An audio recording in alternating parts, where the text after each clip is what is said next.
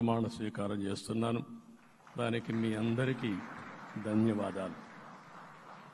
రేపు ప్రమాణ స్వీకారానికి నరేంద్ర మోడీ గారు ప్రధానమంత్రిగా వారు వస్తున్నారు. అదే మరిగా ఎన్డీఏ నాయకులు వస్తున్నారు. ఇది ఒక అరుదైన అనుభవం.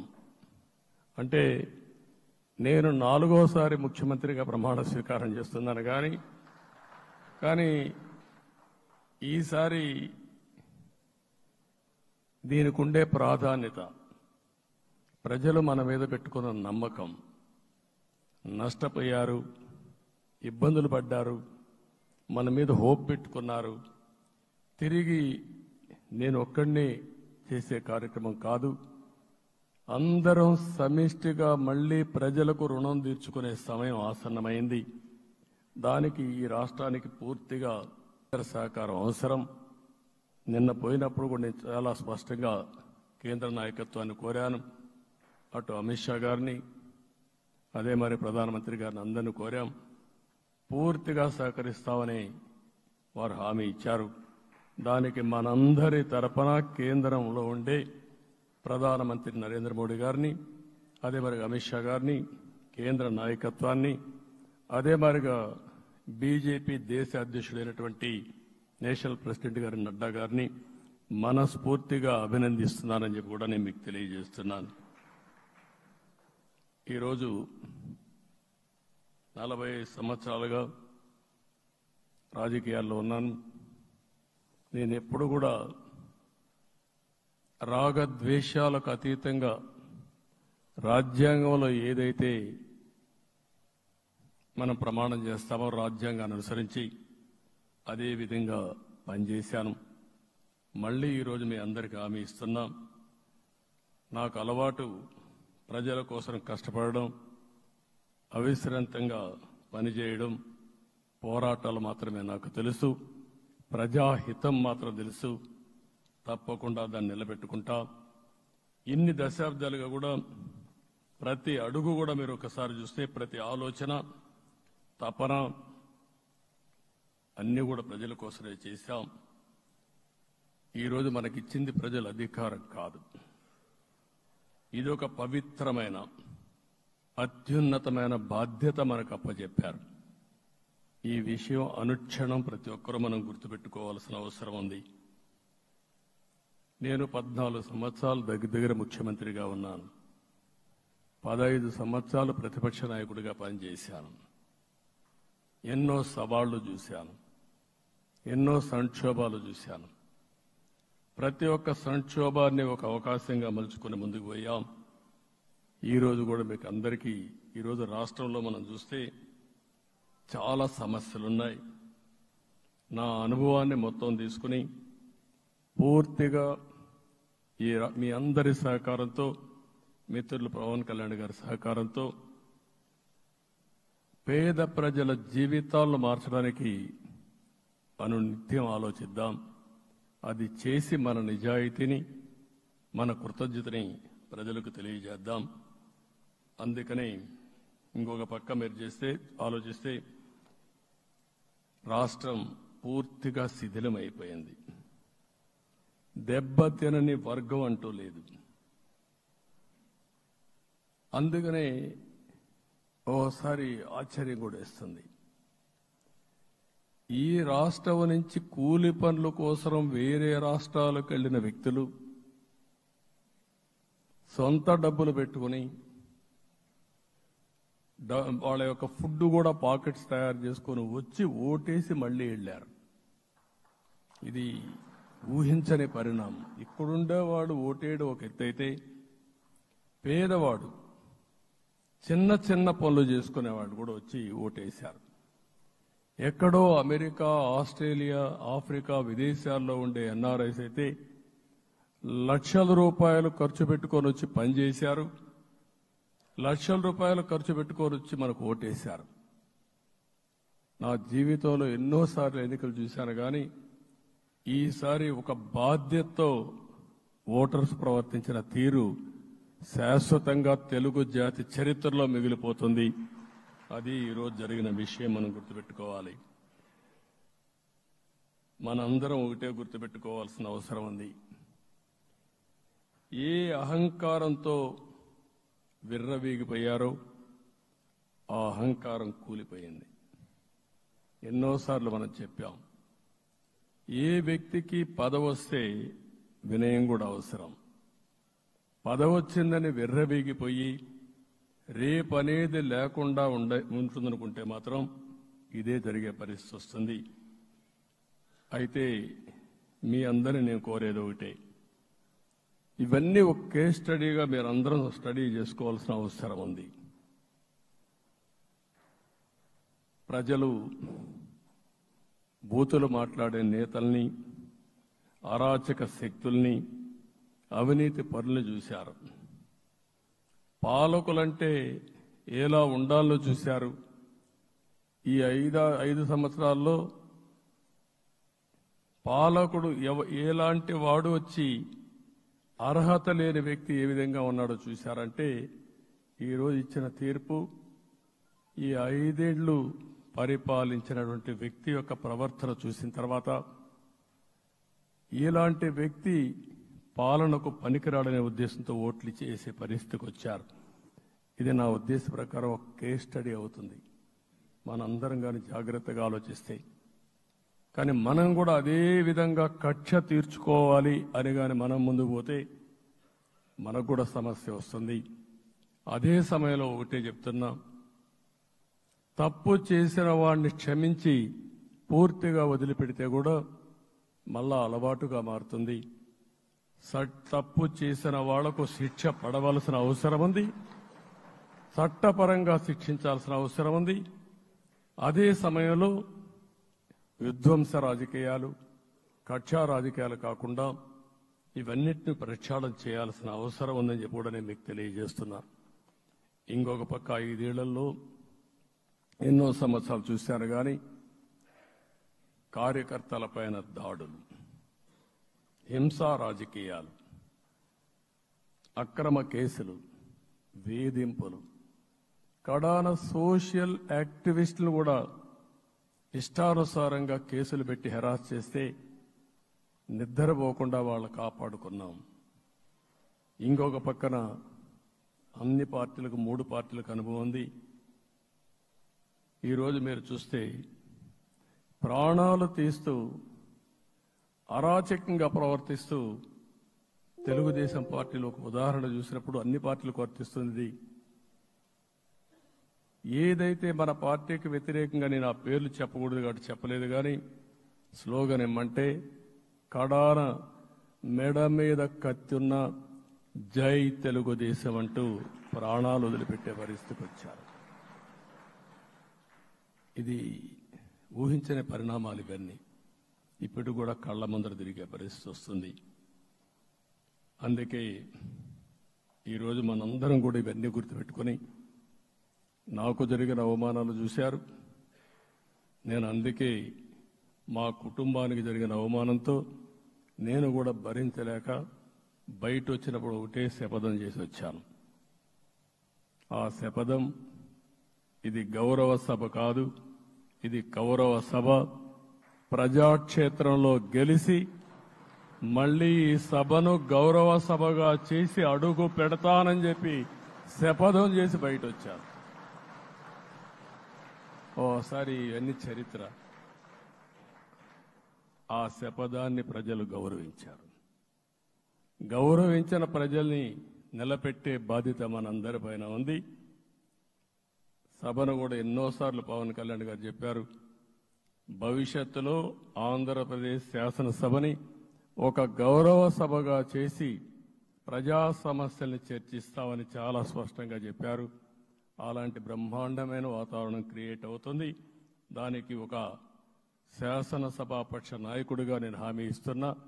మళ్లీ ఈ సభను గౌరవ సభగా, ఈరోజు మన పరిపాలన ప్రజా పరిపాలన, ప్రజా ప్రభుత్వంగా మనం ముందుకు పోవాల్సిన అవసరం ఉంది. ముందుకు పోతామని చెప్పి కూడా నేను మీకు తెలియజేస్తున్నా. ఇంకా కిందికి డెప్త్కి వెళ్తే గవర్నమెంట్లో ఏముందో ఇప్పటికి తెలియదు, ఎంత అప్పు ఉందో తెలియదు, ఎక్కడెక్కడ తెచ్చారో తెలియదు. ఇవన్నీ కూడా డెప్త్కి వెళ్ళినప్పుడు ఎన్ని లక్షల కోట్ల అప్పు ఉంది, ఏదేది తాకట్టు పెట్టారు, ఆర్థిక వ్యవస్థ ఏ విధంగా చిన్నాభిన్నం అయిపోయింది, ఇవన్నీ కూడా అధ్యయనం చేసుకోవాల్సిన అవసరం ఉంది. ఇరిగేషన్ రంగాన్ని పూర్తిగా నిర్వీర్యం చేశారు. రాష్ట్రానికి అతి ముఖ్యమైన ప్రాజెక్టు పోలవరం. కేంద్రం క్లియర్గా పోలవరానికి సహకరించారు. నాకు ఇప్పుడు కూడా జ్ఞాపకం ఉంది, 2014 కంటే ముందు నేను ముఖ్యమంత్రి అయ్యాను, ఎంపికయ్యాను, ఢిల్లీకి వెళ్ళాను. ఢిల్లీకి వెళ్ళినప్పుడు 7 మండలాలు తెలంగాణలో ఉన్నాయి. పోలవరం ముంపుకు గురి అయ్యే 7 మండలాలు తెలంగాణలో ఉన్నాయి. ఆ 7 మండలాలు అక్కడుంటే జూన్ 2వ తారీఖున నోటిఫికేషన్ వస్తే ఆ తర్వాత తెలంగాణ అనుమతి ఉంటే తప్ప, పునరావాసానికి ఒప్పుకుంటే తప్ప మనం పోలవరం కట్టే పరిస్థితి లేదు. ఆ రోజు రాజ్నాథ్ సింగ్ గారు పార్టీ అధ్యక్షుడు. అదే మాదిరిగా ఆ రోజు వెంకయ్య నాయుడు గారు కూడా యాక్టివ్గా ఉన్నారు. నేను ఒకటే కోరాను, ప్రజలు నన్ను ఎంపిక చేసుకున్నారు, ఇక్కడ మనం ఎన్డీఏ వచ్చింది, ఈ ప్రాజెక్టు పూర్తి కావాలంటే ఆ 7 మండలాలు ఆంధ్రప్రదేశ్ రాష్ట్రానికి ఇస్తే తప్ప పూర్తి కాదు. మీరు 7 మండలాలు ఇవ్వకపోతే నేను ప్రమాణ స్వీకారం చేయను, నాకు ఈ పదవి వద్దని ఆ రోజు చాలా స్పష్టంగా చెప్పాను. ఇది ఎప్పుడు కూడా చరిత్రలో ఎప్పుడు జరగని విషయం. ఆ రోజు ప్రధానమంత్రి గారు నరేంద్ర మోడీ గారు ఇవన్నీ ఆలోచించి ఫస్ట్ క్యాబినెట్ మీటింగ్లో పెట్టి ఒక ఆర్డినెన్స్ ఇచ్చి ఆ 7 మండలాలు ఆంధ్రప్రదేశ్కి ఇచ్చి తర్వాత పార్లమెంట్ సమావేశాలు పెట్టుకున్నారంటే అది ఒక చరిత్ర. అంటే ఆ రోజు కానీ కేంద్రంగాన 7 మండలాలు ఇవ్వకపోయుంటే పోలవరం ప్రాజెక్టు ప్రారంభమయ్యేది కాదు.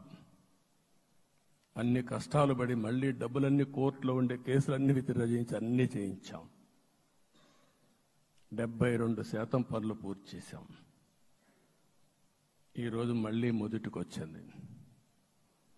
డయాఫామ్ వాల్ పూర్తిగా కొట్టుకోబోయే పరిస్థితికి వచ్చింది, డ్యామేజ్కి అయ్యే పరిస్థితి వచ్చింది, ఎక్కడుందో తెలియని పరిస్థితి.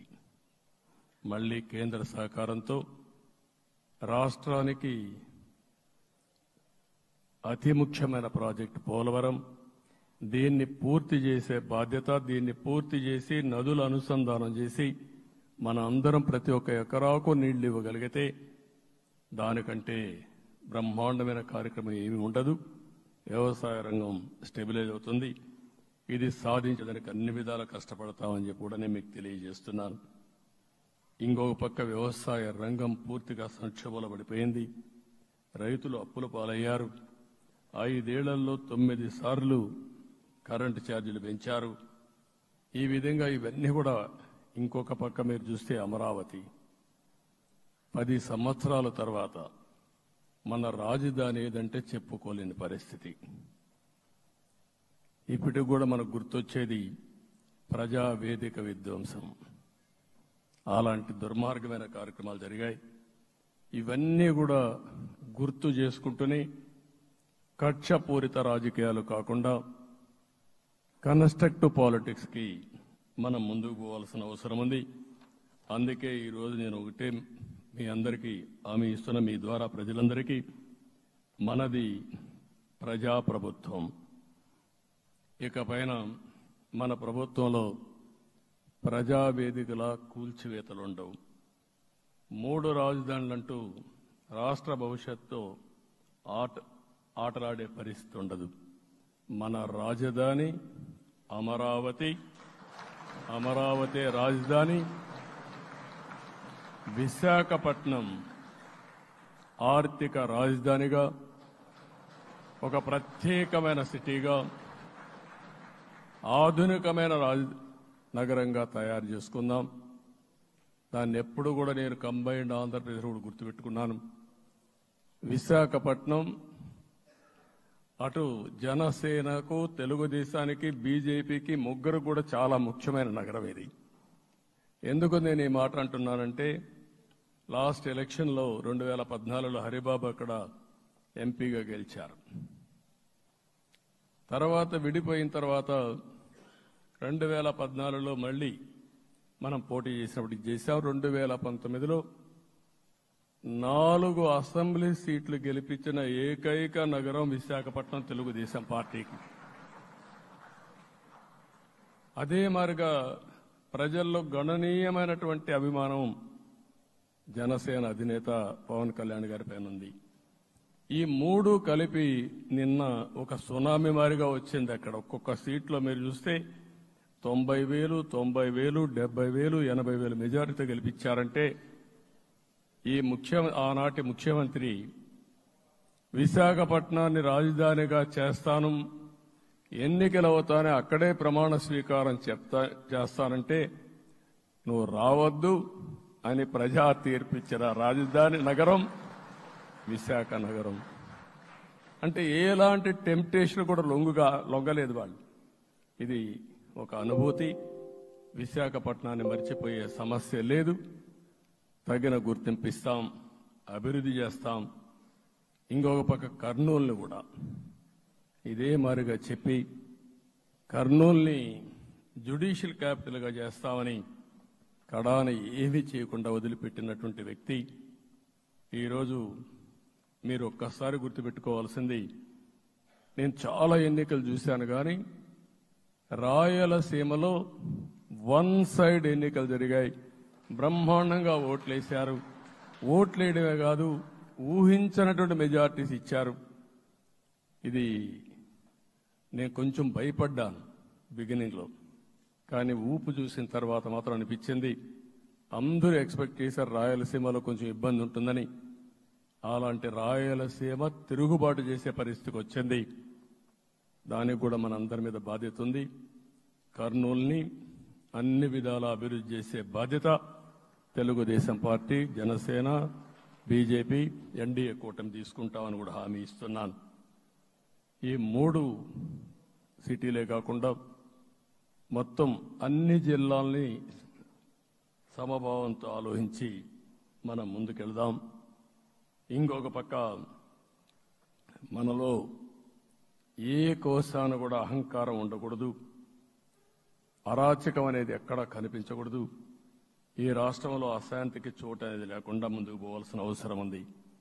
రాష్ట్ర ప్రజలందరికీ హామీ ఇస్తున్నా, సీఎం వస్తున్నాడంటే చెట్లు కొట్టేయడం, లేకపోతే రోడ్లు మూసేయడం, షాపులు బంద్ చేయడం, పరదాలు కట్టుకోవడం అవన్నీ ఉండవు.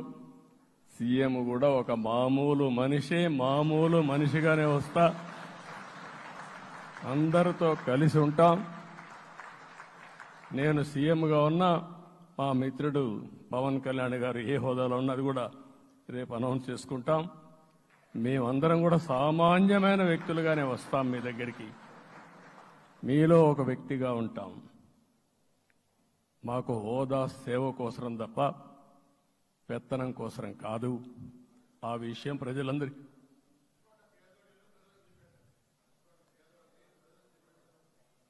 అవన్నీ చేస్తాం. ఇంకొక పక్కన నిన్న మొన్న నేను వస్తానంటా ఉంటే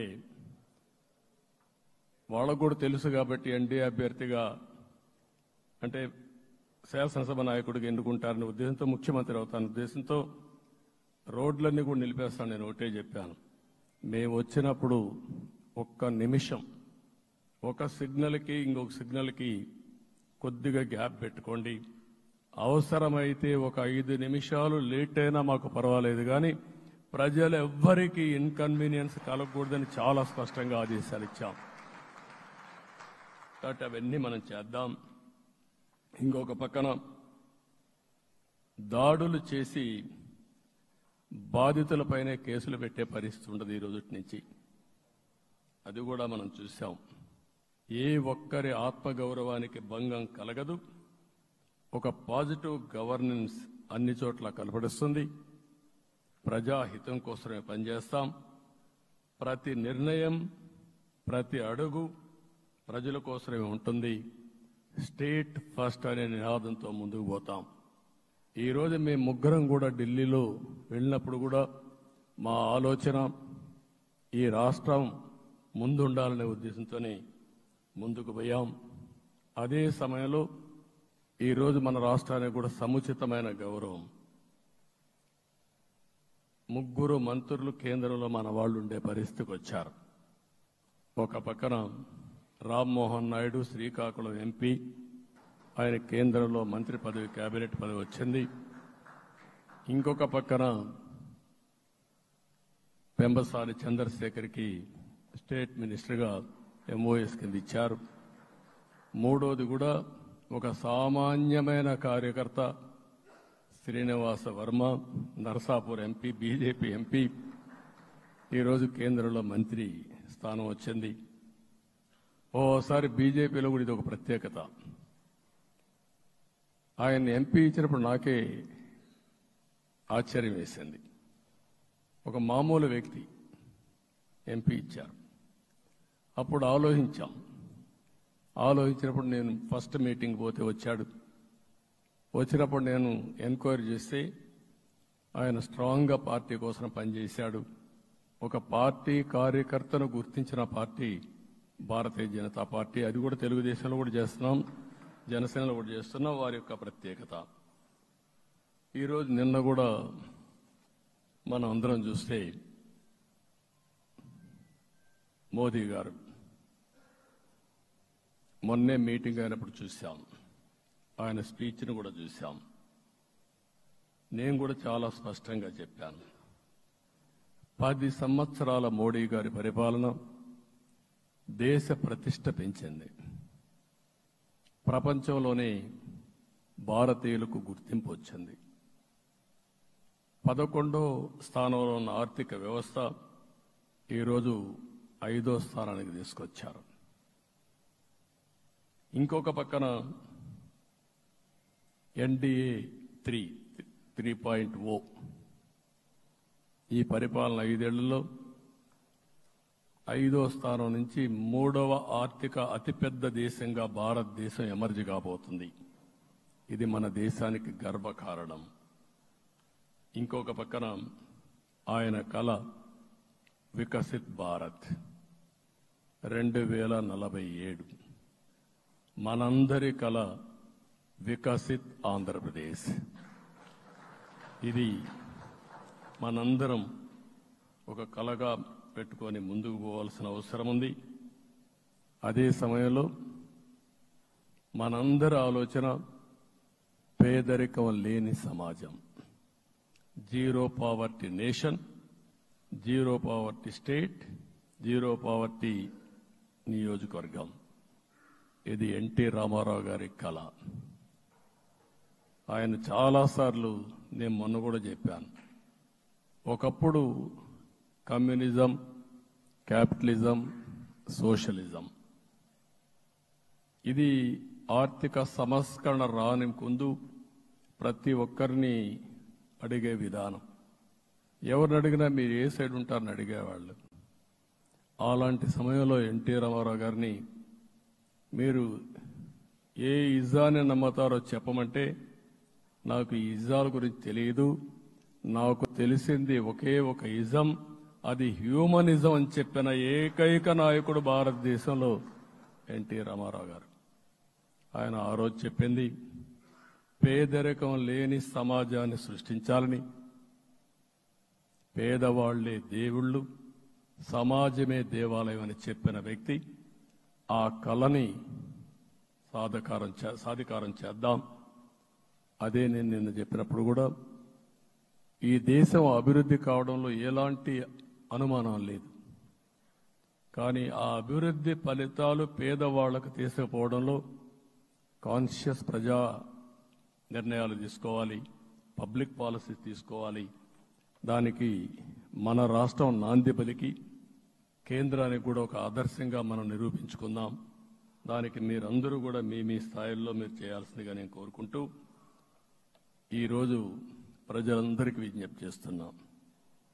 మీరు ఓట్లేశారు, మమ్మల్ని గెలిపించారు. మీరు గెలిచారు, మీ పని అయిపోలేదు. కానీ మమ్మల్ని అనునిత్యం ఆశీర్వదించు నడిపించే బాధ్యత ప్రజల్ని తీసుకోమని పూర్తిగా కోరుకుంటున్నా. ప్రజాస్వామ్యంలో ఎప్పుడు కూడా ఓట్లేసి బాధ్యత లేకుండా ఉండేవాళ్ళు, కావాల్సింది అడిగేవాళ్ళు. నిన్న ఎన్నికల్లో చాలా మందిని చూశాను. ఫస్ట్ టైం పోలింగ్ ప్రారంభం అవుతానే అరాకొర వచ్చేవాళ్ళు. పోలింగ్ స్టేషన్లో కూడా మనుషులు ఉండేవాళ్ళు కాదు. కొంతమంది మధ్యతరగతి అబవ్ ఉండేవాళ్ళైతే ఎప్పుడో మధ్యాహ్నం పైన పోదామని ఇంట్లో లీజర్గా పడుకునేవాళ్ళు. మధ్యాహ్నం పైన కూడా ఖాళీగా ఉంటే వచ్చేవాళ్ళు. ఎండలు ఎక్కువ ఉంటే కొంతమంది అవాయిడ్ చేసేవాళ్ళు. అందుకే మొన్న ఎన్నికల్లో మీరు చూస్తే ఫస్ట్ అవర్లో ప్రతి ఒక్క పోలింగ్ స్టేషన్ ఫుల్గా క్యూలు ఉన్నాయి. ఆ క్యూలు కంటిన్యూ అయింది. మీరు చూస్తే రాత్రి 2 గంటల వరకు క్యూలో నిలబడుకొని ఓట్లు వేశారంటే వాళ్ళ బాధ్యత వాళ్ళు నెరవేర్చారు. దానికి మనం అందరం గుర్తుపెట్టుకొని ఏ విధంగా చేయాలనో మనం కూడా చేయాల్సిన అవసరం ఉంది. ప్రజలందరికీ విజ్ఞప్తి చేస్తున్నా, మమ్మల్ని నడిపించండి. ఎక్కడైనా మేము తప్పు చేస్తే చెప్పే విధానం కూడా ఎస్టాబ్లిష్ చేస్తాం. ఎప్పటికప్పుడు ఫీడ్బ్యాక్ ఇవ్వండి. ఫైనల్గా కలిసి సాగుదాం, రాష్ట్రాన్ని పునర్నిర్మాణం చేద్దాం. నా జీవితంలో నేను చాలా చూశాను, కానీ నాకు ఒకటే కోరిక, భారతదేశం ప్రపంచ దేశాల్లో నెంబర్ 1 దేశంగా తయారు కావాలి. అవుతుంది, దాంట్లో అనుమానం లేదు. 2047కి ప్రపంచంలో భారతదేశం మొదటి స్థానం. బాగా పనిచేసుకుంటే, లేకపోతే 2వ స్థానంలో మనం ఉంటాం. అదే సమయంలో ప్రపంచం మొత్తం భారతీయులు నెంబర్ 1 స్థానంలో ఉంటారు. అది నరేంద్ర మోడీ గారి కళ. అది డెఫినెట్గా జయప్రదం అవుతుందని నేను ప్రగాఢంగా విశ్వసిస్తున్నా. ఇందులో నా స్వార్థం కూడా ఉంది. తెలుగు జాతి ప్రపంచంలోనే నెంబర్ 1గా ఉండాలనేది మన కోరిక. ఇప్పటికీ మీరు చూస్తే హైయెస్ట్ పర్ క్యాపిటా ఇన్కమ్ ప్రపంచంలో ఏ దేశంలోకి వెళ్ళా భారతీయులు సంపాదిస్తున్నారు. అందులో అగ్రస్థానంలో తెలుగు వాళ్ళు ఉన్నారు. అదే సమయంలో ఈ రాష్ట్రాన్ని నెంబర్ 1గా చేయాలనే సంకల్పం మనందరికీ ఉండాల్సిన అవసరం ఉంది. ఇది అసాధ్యం కాదు. ఈ రోజు ఉండే పరిస్థితిని సవరిస్తూనే మళ్లీ నిర్మాణాత్మకంగా వెళ్తే ఒక నిర్దిష్టమైన సమయం ప్రకారం ఆంధ్రప్రదేశ్ రాష్ట్రాన్ని నెంబర్ 1 చేసుకునే అవకాశం ఉంటుంది. అదే సమయంలో జీరో పావర్టీ. మన ఆలోచనలన్నీ కూడా ఒకటే మీరు ఆలోచించుకోవాలి. ఎవరైతే పేదవాళ్ళు ఉన్నారో, పేదవాళ్ళలో నిరుపేదలు ఉన్నారో దానిపైన దృష్టి పెట్టాలి.